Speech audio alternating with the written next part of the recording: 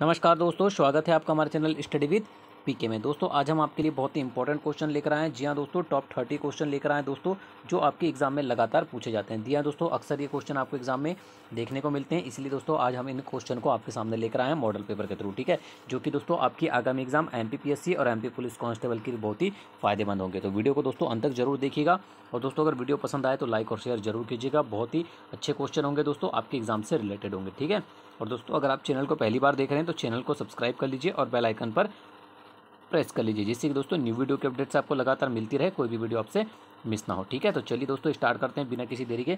देखते हैं पहला प्रश्न क्या है। ठीक है, मानव पृथ्वी पर निवास करता है अतः पृथ्वी पर निर्भर है, यह कथन किसका है। ठीक है, आपको बताना है कि चूंकि मानव पृथ्वी पर निवास करता है अर्थात वह पृथ्वी पर निर्भर रहता है, यह कथन किसके द्वारा दिया गया है। सैंपल, जीन ब्रून्स, ब्लॉश या फैब्रे।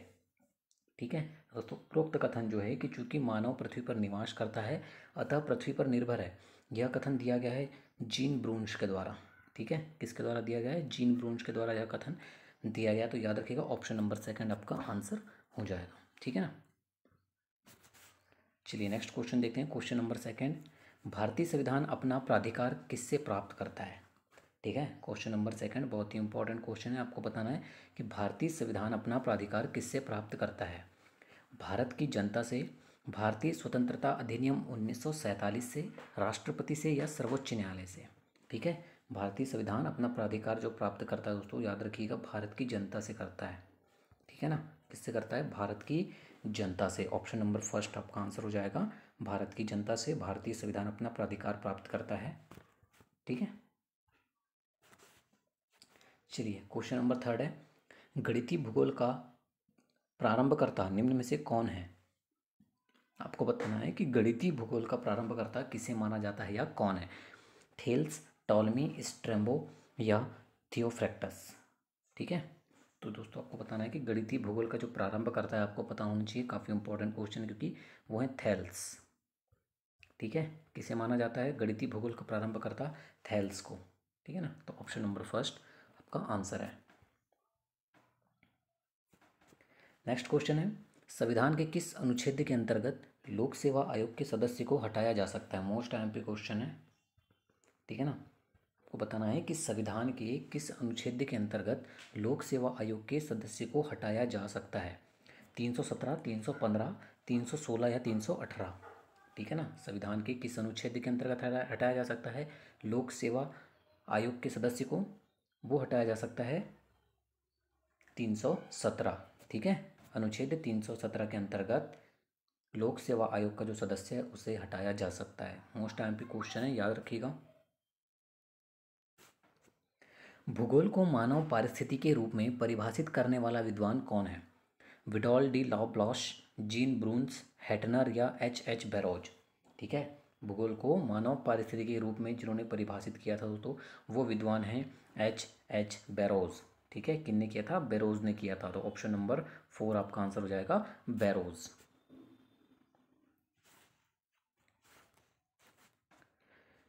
राष्ट्रीय स्वयं सेवक संघ का संस्थापक कौन है। ठीक है ना, बहुत ही अच्छा क्वेश्चन है। आपको बताना है कि राष्ट्रीय स्वयं सेवक संघ का संस्थापक कौन है। मोहन भागवत, केशव बलिराम हेडगेवार, अटल बिहारी वाजपेयी या मोरारजी देसाई। ठीक है ना, ये भी बहुत ही अच्छा क्वेश्चन है। राष्ट्रीय स्वयं सेवक संघ का जो संस्थापक है वो है Keshav Baliram Hedgewar. Option number second याद रखिएगा, केशव बलिराम हेडगेवार राष्ट्रीय स्वयं सेवक संघ के संस्थापक हैं। चलिए नेक्स्ट क्वेश्चन है, कृष्ण भक्ति का प्रथम और प्रधान ग्रंथ कौन सा है। तो बताना है कि कृष्ण भक्ति का प्रथम और प्रधान ग्रंथ कौन सा माना जाता है। गीत गोविंद, श्रीमद् भागवत गीता, महाभारत या इनमें से कोई नहीं। ठीक है ना, तो कृष्ण भक्ति का जो प्रथम और प्रधान, ठीक है, प्रथम और प्रधान ग्रंथ जो है वो है दोस्तों option number second, Shrimad Bhagavad Gita. ठीक है, ऑप्शन नंबर सेकंड आपका आंसर हो जाएगा, श्रीमद् भागवत गीता। 8 नंबर क्वेश्चन है, भारतीय संविधान पर विदेशी प्रभाव है 1/4, 2/3, 2/4 या 1/3। मोस्ट टाइम पे क्वेश्चन है। ठीक है, तो बताना है कि भारतीय संविधान पर विदेशी प्रभाव है वो है दोस्तों 1/3। कितना है, 1/3 प्रभाव है भारतीय संविधान पर विदेशी प्रभाव। ठीक है ना, तो ऑप्शन नंबर 4 1/3 आपका आंसर हो जाएगा। क्वेश्चन नंबर 9, किसी किसी ग्रह के चारों ओर परिक्रमा करने वाले छोटे आकाशीय पिंड को क्या कहते हैं? ग्रह, उपग्रह, क्षुद्र ग्रह या सौर तारा। ठीक है, किसी भी ग्रह के जो चारों ओर परिक्रमा करने वाले जो आकाशीय पिंड होते हैं दोस्तों, उन्हें उपग्रह की संज्ञा दी जाती है। ठीक है ना, तो ऑप्शन नंबर 2 याद रखिएगा, उपग्रह आपका आंसर हो जाएगा। उपग्रह ऐसे आकाशीय पिंड होते हैं जो किसी भी ग्रह के चारों ओर परिक्रमा करते हैं। ठीक है ना, तो ऑप्शन नंबर 2 याद रखिएगा। चलिए 10 नंबर क्वेश्चन है, अभिनव भारत नामक अंग्रेज विरोधी संगठन की स्थापना की। ठीक है, अभिनव भारत नामक अंग्रेजी विरोधी संगठन जो था वो इसकी स्थापना की गई थी वीडी सावरकर के द्वारा। किसके द्वारा की गई थी? वीडी सावरकर के द्वारा की गई थी इसकी स्थापना। ठीक है ना, तो ऑप्शन नंबर 3 आपका आंसर हो जाएगा। किन राष्ट्रीय नेता को लोकहितवादी कहा गया है? लाला लाजपत राय, गोपाल हरि देशमुख, मोतीलाल नेहरू या महात्मा गांधी। ठीक है, किन राष्ट्रीय नेता को लोकहितवादी कहा गया है? इंपॉर्टेंट क्वेश्चन है बहुत ही। ठीक है ना, किन्हें कहा गया है? गोपाल हरि देशमुख को कहा गया है लोकहितवादी। ठीक है, तो ऑप्शन नंबर 2 याद रखिएगा। 12 नंबर क्वेश्चन है, निम्नलिखित में से किस शासक का काल संगमरमर का काल कहा जाता है? ठीक है, वो कौन सा शासक था जिसका काल को जो है संगमरमर के काल के नाम से भी जाना जाता है? वो था दोस्तों शाहजहाँ का काल। ठीक है ना, जिसे संगमरमर के काल के नाम से भी जाना जाता है। बहुत ही अच्छा क्वेश्चन है, ऑप्शन नंबर 2 याद रखना है। ग्रहों की गति का नियम किसने प्रतिपादित किया? केपलर, न्यूटन, कोपरनिकस या गैलीलियो। ठीक है, आपको बताना है कि ग्रहों की गति से संबंधित जो नियम हैं वो किसके द्वारा प्रतिपादित किए गए हैं? तो वो किए गए हैं दोस्तों केपलर के द्वारा। ठीक है, किसके द्वारा किए गए हैं? केपलर द्वारा प्रतिपादित किए गए हैं ग्रहों की गति के नियम। 14 नंबर क्वेश्चन है, मुगल काल में सर्वप्रथम किस शहर में अंग्रेजों ने अपने कारखाने स्थापित किए? ठीक है, मुगल काल में सर्वप्रथम किस शहर में अंग्रेजों ने अपने कारखाने स्थापित किए थे? दोस्तों आपको पता होना चाहिए, वो किए थे सूरत में। ठीक है, अंग्रेजों ने सर्वप्रथम सूरत में अपने कारखाने स्थापित किए थे। ठीक है, तो ऑप्शन नंबर 1 आपका आंसर हो जाएगा सूरत। किस जाट नेता को जाट जाति का प्लेटो कहा जाता है? मोस्ट एमपी क्वेश्चन है। ठीक है, किस जाट नेता को जाट जाति का प्लेटो कहा जाता है? चूड़ामन, बदन सिंह, सूरजमल या मीर सुरमला। ठीक है, तो दोस्तों जिन्हें जाट जाति का प्लेटो के नाम से जाना जाता है या कहा जाता है वो है दोस्तों सूरजमल। ठीक है, ऑप्शन नंबर 3 आपका आंसर हो जाता है सूरजमल। ठीक है, नेक्स्ट क्वेश्चन है, लोकसभा का उम्मीदवार होने के लिए अल्पतम उम्र क्या है? 30 वर्ष, 35 वर्ष, 25 वर्ष या 18 वर्ष। ठीक है, लोकसभा का उम्मीदवार होने के लिए जो अल्पतम उम्र होती है वो होती है दोस्तों 25 वर्ष। ठीक है, लोकसभा का सदस्य होने के लिए याद रखिएगा, बिल्कुल भी कंफ्यूज नहीं होना आपको लोकसभा और राज्यसभा में। ठीक है ना, तो लोकसभा का उम्मीदवार होने के लिए जो अल्पतम आयु है वो है 25 वर्ष। अद्वैतवाद के सिद्धांत के प्रतिपादक कौन थे? रामानुज, शंकराचार्य, मध्वाचार्य या विवेकानंद। ठीक है, अद्वैतवाद के सिद्धांत के जो प्रतिपादक हैं वो है शंकराचार्य। ठीक है, कौन माने जाते हैं? शंकराचार्य माने जाते हैं प्रतिपादक किसके? अद्वैतवाद सिद्धांत के। अंतर्राष्ट्रीय तिथि रेखा का निर्धारण किस वर्ष किया गया? 1884, 1955, 1896 या 1997। ठीक है, आपको बताना है कि अंतर्राष्ट्रीय तिथि रेखा का निर्धारण जो है वो किस वर्ष किया गया था? याद रखिएगा, वो किया गया था दोस्तों सन 1884 में। ठीक है, 1884 में ही अंतर्राष्ट्रीय तिथि रेखा का निर्धारण किया गया था। याद रखिएगा, बहुत इंपॉर्टेंट क्वेश्चन एग्जाम में रिपीट होते रहता है ये क्वेश्चन। ठीक है, तो ऑप्शन नंबर 1 आपका आंसर हो जाएगा। चलिए 19 नंबर है, गुप्त काल में सुदूर पश्चिम में प्रसिद्ध व्यापारिक केंद्र था? विदिशा, पैठन, पुरुषपुर या अहिच्छत्र। ठीक है, गुप्त काल में सुदूर पश्चिम में जो प्रसिद्ध व्यापारिक केंद्र था दोस्तों याद रखिएगा वो था पैठन।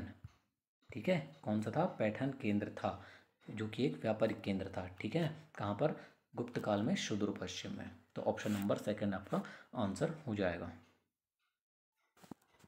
वैदिक गणित का महत्वपूर्ण अंग है शुल्वसूत्र, उपनिषद, अथर्ववेद या शतपथ ब्राह्मण। ठीक है, वैदिक गणित का जो एक महत्वपूर्ण अंग है वो है शुल्वसूत्र। ठीक है ना, ये भी क्वेश्चन एग्जाम में रिपीट होता है, याद रखिएगा। नेक्स्ट क्वेश्चन की ओर बढ़ते हैं। 21 नंबर क्वेश्चन है, संविधान सभा के उद्घाटन अधिवेशन की अध्यक्षता किसने की थी? Doctor Sachchidananda Sinha, Jawaharlal Nehru, B R Ambedkar, C Rajagopalachari. ठीक है ना, संविधान सभा के उद्घाटन अधिवेशन की जो अध्यक्षता है दोस्तों ये की गई थी डॉक्टर सच्चिदानंद सिन्हा के द्वारा। ठीक है, सभी को पता है लगभग इसका आंसर। ऑप्शन नंबर फर्स्ट याद रखिएगा, सच्चिदानंद सिन्हा आपका आंसर हो जाएगा। किस वंश के शासकों ने छत्र प्रणाली का प्रयोग किया? ठीक है, आपको बताना है कि वो कौन से वंश के शासक थे जिन्होंने छत्र प्रणाली का प्रयोग किया था। कुषाणों ने, हिंद यवनों ने, ईरानियों ने या शकों ने? दोस्तों जिन शासकों के द्वारा छत्र प्रणाली का प्रयोग किया गया था वो थे कुषाण वंश के शासक। ठीक है, कुषाण वंश के शासकों द्वारा ही छत्र प्रणाली का प्रयोग किया गया था। तो ऑप्शन नंबर 4 याद रखिएगा। वायुमंडल में सर्वाधिक मात्रा में विद्यमान अक्रिय गैस कौन सी है? क्रिप्टॉन, हीलियम, नियॉन या ऑर्गन? ठीक है, वायुमंडल में जो सर्वाधिक मात्रा में विद्यमान अक्रिय गैस है दोस्तों याद रखिएगा वो कौन सी गैस है? ऑर्गन। ऑप्शन नंबर 4 आपका आंसर हो जाएगा ऑर्गन। नेक्स्ट क्वेश्चन है, भारत की संसदीय प्रणाली प्रभावित है यूएसए से, जर्मनी से, इंग्लैंड से या आयरलैंड से? ठीक है, भारत की संसदीय प्रणाली किससे प्रभावित है? तो वो है दोस्तों आपकी इंग्लैंड से। ऑप्शन नंबर 3 आपका आंसर हो जाएगा इंग्लैंड। महावीर का जन्म किस क्षत्रिय गोत्र में हुआ था? बताना दोस्तों कि जो महावीर स्वामी थे उनका जन्म किस क्षत्रिय गोत्र में हुआ था? जांत्रिक, लिच्छवी, शाक या सल्लास? ठीक है, तो दोस्तों जो महावीर स्वामी थे ना इनका जो जन्म हुआ था वो किस क्षत्रिय गोत्र में हुआ था? याद रख के जाइएगा, बिल्कुल एज इट इज क्वेश्चन आता है, शाक्य क्षत्रिय गोत्र में। ठीक है, तो ऑप्शन नंबर 3 आपका आंसर हो जाएगा शाक्य। सिविल सेवा में सफल होने वाले प्रथम भारतीय कौन थे? रविंद्रनाथ टैगोर, आनंद मोहन बोस, सत्येंद्रनाथ टैगोर या सुरेंद्रनाथ बनर्जी? ठीक है, सिविल सेवा में सफल होने वाले जो प्रथम भारतीय थे दोस्तों रट के जाइएगा, सत्येंद्रनाथ टैगोर थे। ठीक है, सिविल सेवा में जो इन्होंने सर्वप्रथम सफलता हासिल की थी, सत्येंद्रनाथ टैगोर, याद रखिएगा। पतंजलि द्वारा लिखा गया महाभाष्य निम्नलिखित में से किस पुस्तक पर लिखी गई है? कामसूत्र, अष्टाध्यायी, वर्तिका या मनुस्मृति? ठीक है, पतंजलि द्वारा जो लिखा गया महाभाष्य है दोस्तों वो किस पुस्तक पर लिखा गई है? याद रखिएगा, अष्टाध्यायी। ठीक है, ऑप्शन नंबर 2 आपका आंसर हो जाएगा Ashtadhyayi. French east India company के संस्थापक हैं मार्टिन, कॉलबर्ट, अल्मीडा या डुप्ले? ठीक है, आपको बताना दोस्तों कि फ्रेंच ईस्ट इंडिया कंपनी, बहुत ही अच्छा क्वेश्चन है यहाँ पर आपको। फ्रेंच ईस्ट इंडिया कंपनी के जो संस्थापक हैं वो हैं अल्मीडा। ठीक है, अल्मीडा, ऑप्शन नंबर 3 का आंसर हो जाएगा। मिंटो मार्ले सुधार का उद्देश्य क्या था? भारतीयों की भागीदारी बढ़ाना, युद्ध में सहयोग हेतु तैयार करना, पूर्ण स्वतंत्रता देना या पृथक निर्वाचन प्रणाली?